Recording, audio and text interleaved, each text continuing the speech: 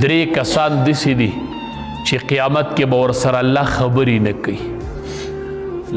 الله به ورسره خبرې نه کوي او الله به یې پاک هم نه کوي، نه به ورسره الله خبرې وکړي او نه به یې الله پاک کړي.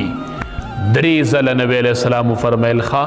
وی درې بندیان داسې دي چې نه به ورسره الله خبرې کوي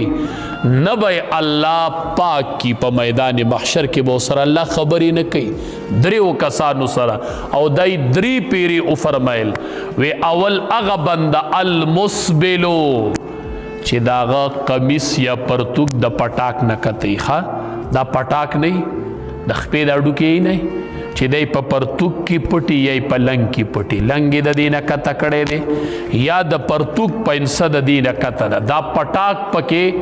پټ دی او دی داسې ګرځي. د دې بنده سره به الله د قیامت په ورځ خبرې نه کوي، ښه